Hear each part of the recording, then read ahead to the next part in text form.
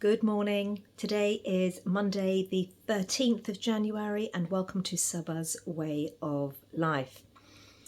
Now, the magic of waking up early in the morning, literally at sunrise, especially now when the sun sets early and rises later. So I was up as always at 5 o'clock, 5:30. It's always between 4 and 6 I wake up now. But of course the sun doesn't rise until, I don't know, there's the official sunrise, but then there's a sunrise that you see. So at 7 o'clock it was still dark. At 7:15 I left the house to go to the shops. I had to go to the supermarket, busy week, and I wanted to buy some fruit. So off I went to the supermarket, which is not something I do regularly. Let's put that aside for now, but I did it because of the nature of the week that I've got. Point I want to make is, as I was driving, very few people on the road at that time. This is not the motorway, this is going into town here. I saw the moon, and I think it's a full moon. It looked like a full moon. Do your checks, I'm pretty sure it is. This kind of thing I'd be very well aware of when I start gardening. But it was beautiful, and I didn't have my phone with me because I don't carry it with me everywhere. But it was absolutely stunning. The moon at 7:15 in the morning, it cannot be missed. And I parked the car in the car park, the supermarket car park, and I just stopped and gazed at it. And then I turned the other way, so the moon was kind of towards the southwest-ish, quite low in the sky. I'm going to check my biodynamic calendar soon just to see what phase the moon is at, but it was a full moon. And I turned around to the other side, which is facing east, and you saw the red haze of the sun coming up. Now, if I turn this around, that the skies are blue today, so you can see, one would be able to have seen that. I wish I had my phone with me to take a picture of it for you all, but never mind, I would have posted it on Instagram. However, when I left the supermarket, which was 20 minutes later, the moon had gone because the sun had risen sufficiently so that you couldn't see the moon anymore. And the point I want to make is that actually connecting with the sunlight at dawn, I'm not necessarily saying you have to look at the sun itself. I'm saying being awake and outdoors and connecting with the time the sun rises in whatever way. I'm going to say this, it isn't an option, because when you do that, there's a miracle that takes place, which is the miracle of nature, and we connect. And we are circadian biology animals, mammals, like all animals. And there's a connection that takes place which cannot be explained. It's divine. Divine not being religious, but it's something that transcends perceived, what you perceive as real. And it sets the whole, not just the body clock in motion, but there is an element of wisdom when you connect with the dawn. It's almost like connecting with God. Remember, what is God? It's the mind, an energy, the mind behind the universe. And that connection with the light at dawn cannot be missed. It is not an option. So, or as close to dawn as possible. And those of you who are saying, well, that's impossible, I can't do this. Well, I'm just explaining to you the importance of this. And I'm just explaining to you that we've come so far away from understanding our humanity that we've forgotten what's important and what isn't important. I mean, in many cultures, people wake up, certainly in the Islamic culture, they wake up at dawn to pray. But That's what they do. They get up in the dark, go and come and pray, and then go back to bed. Well, miss the entire point. It's a call, yes, pray in the morning, but you have to connect with nature. The mind behind the universe is a very important element of nature, and the sun and the moon and the stars, and that is missed. It is not a mechanical act that you must do this. It's an act saying, wake up, come to me and understand who you are. That's what it is. And how do you know that? Because you will feel something move within you that actually cannot be explained. And it shouldn't be able to be explained because it is not logic and it is not reason. It's divine. It's beyond that. And those moments, just standing there looking at the moon and then turning around and connecting with the dawn, the privilege that I felt within, that there's no coincidences that the sky was clear, that I could see that, and there's meaning, metaphor and symbolism behind it all. Even if it's only to share with you. So I've been to the supermarket and I'm ashamed to say that I've bought these things in plastic because I have nothing left and because I haven't got time to go to the regular market today where things aren't wrapped.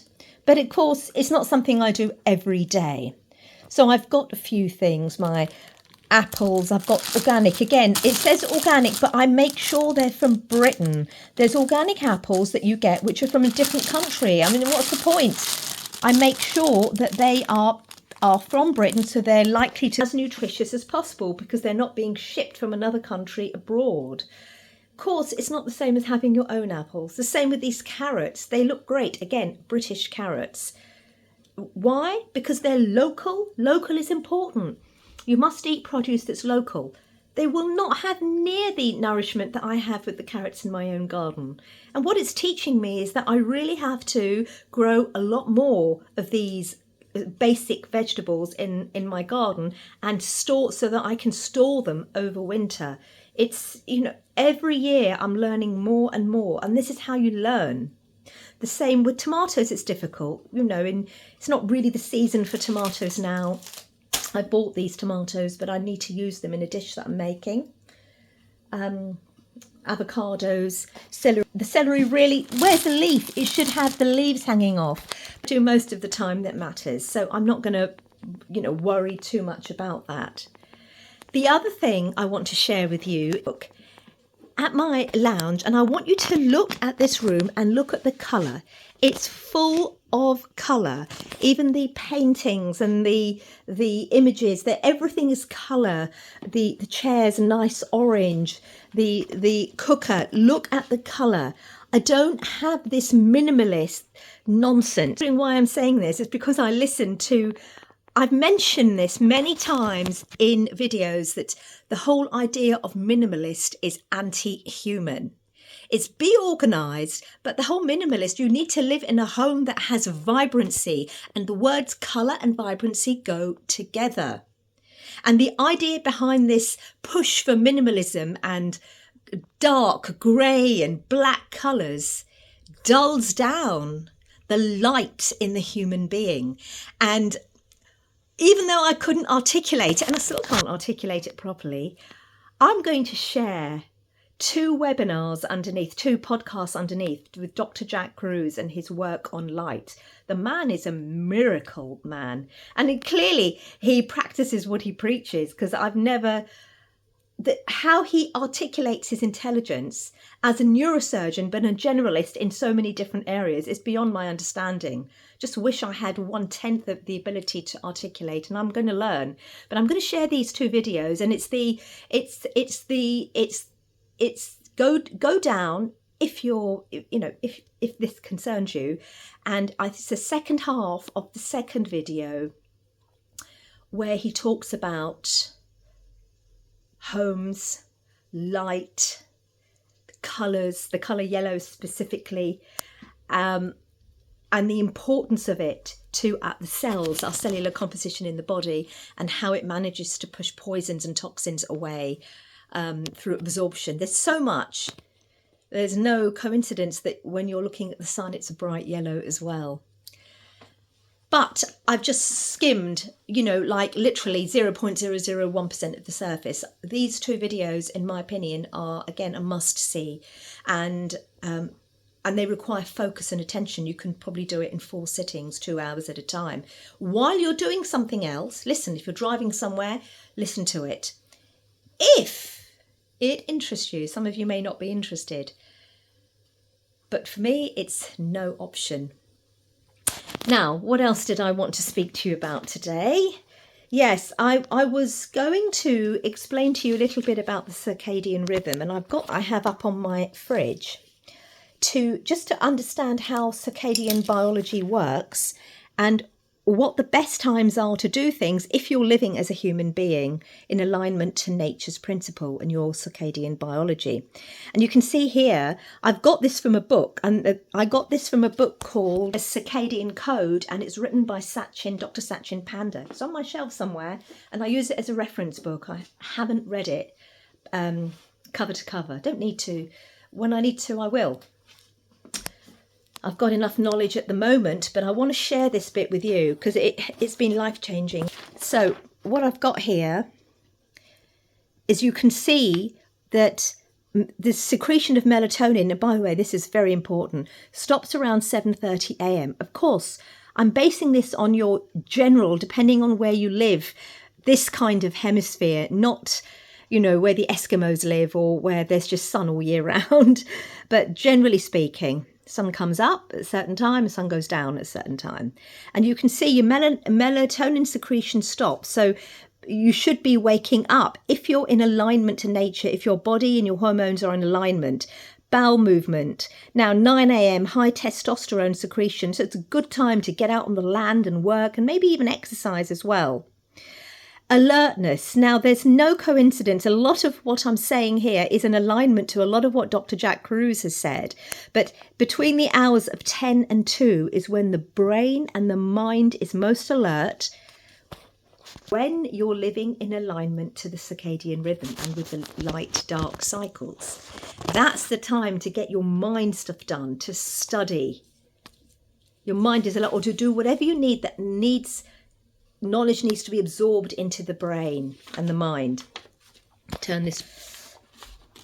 So high alertness. Also, eating at that time is good because the agni, the digestive fire in the body, is at its highest when the sun is in the sky between 10 and 2, or 10 and 3 even arguably. 3:30, fastest reaction time. Now look at this, 5 o'clock. Greater CV efficiency and muscle strength. You see, I'm aware of this. And I go to exercise in the gym sometimes early in the morning at 6:37. But whenever I go to my class, my spin class at 6, I find I gain the most benefit. I also gain benefit when I go at 9 o'clock. That's on a Saturday morning, but it's showing here that's the highest testosterone secretion. Earlier in the morning, melatonin secretion stops. Personally, I like to sit in stillness and solitude and just take my environment in. As it is now, I'm going to go for a very nice long walk because the sun is up. This is a time to do it. Right, let me go back.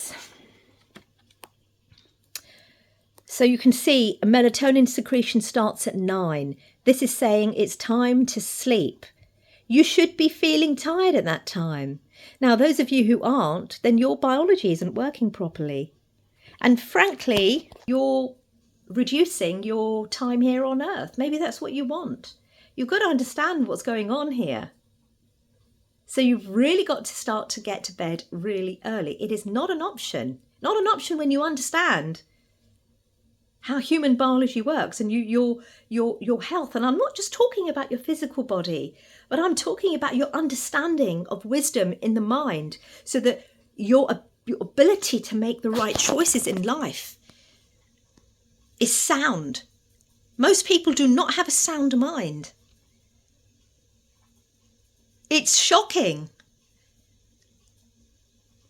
And I'm not just talking about farmers who are in alignment to nature, have a more sound mind than some of these idiots out there who think that wealth is money and making money makes them something with a sound, someone to be respected. It is not true. That isn't saying that if you have got it, you haven't got sound mind. It's understanding the components of a sound mind is living in alignment to your human rhythms. First and foremost, then the choices you make will be successful. You can always see this in someone's way of life. Right, so that's a circadian rhythm. And the other thing, I had written a few things that I wanted to talk about with you.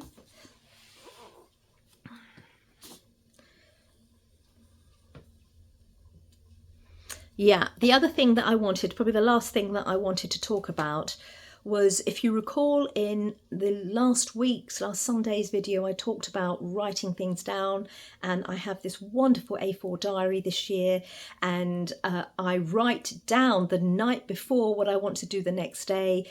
Even on a Sunday evening, I write down everything that I need to do, full stop. It's all brought forward, and then I divide it into the week and the times and so on. Magic happens. You see, let me just give you an example.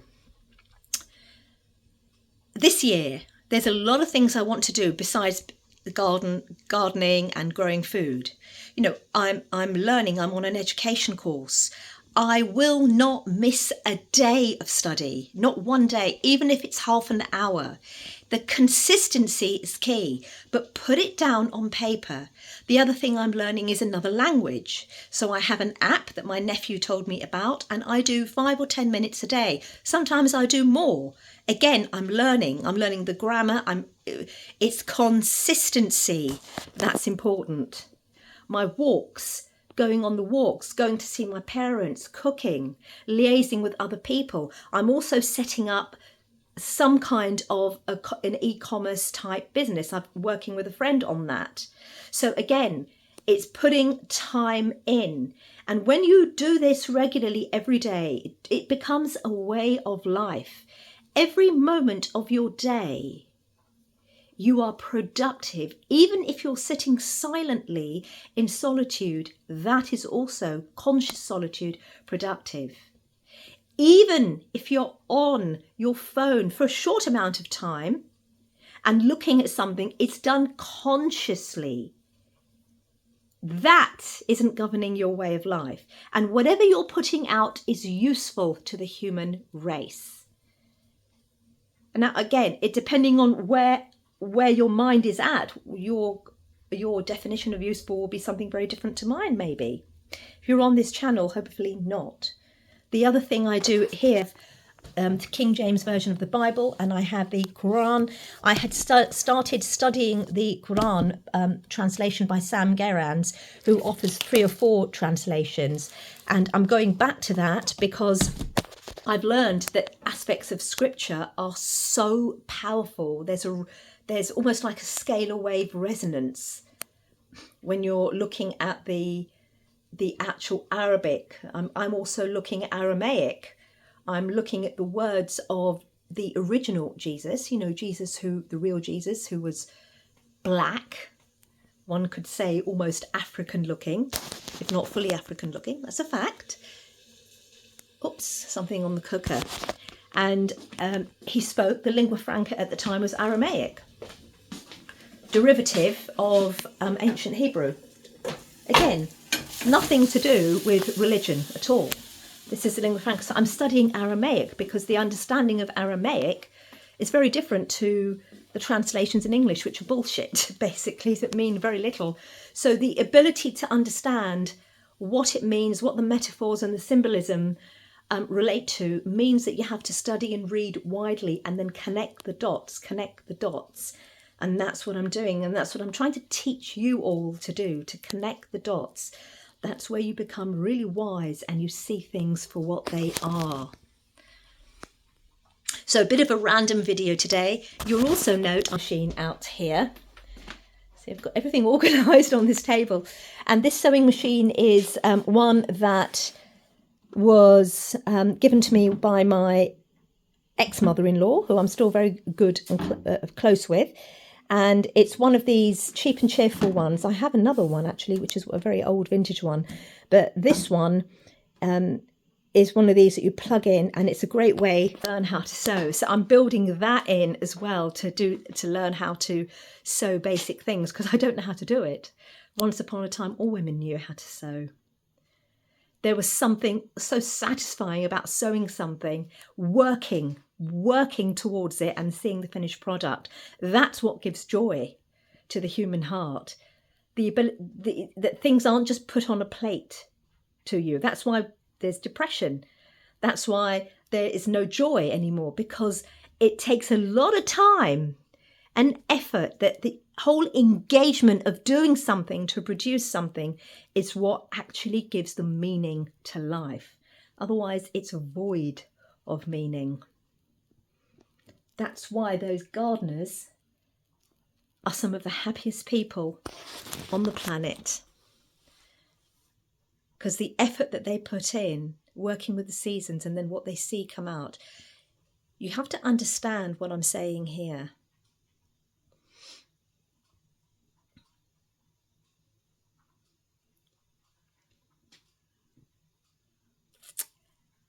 Turning into a hybridized, genetically GMO nation.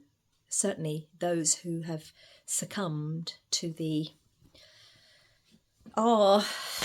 genetically modified organisms, I'm afraid. You'd have to do your study. Actually, research Dr. Jack Kruse. I'm going to share the videos below. The other thing I also want to mention to you is if there's anything of interest, do comment below and talk to each other and ask questions, because there's a lot of knowledge being shared here in my videos. I jump from one place. I'm a generalist, so I jump from one place to the next place and to the next place. So when you watch all the videos together, you start to make connections, and hopefully go for some of the books I've talked about on the way of life and sleeping early, getting up early, going on walks. Very, very powerful, not least for your health, but for your mind. I can't tell you how powerful that is. Have a lovely day. Till next week, or the end of this week.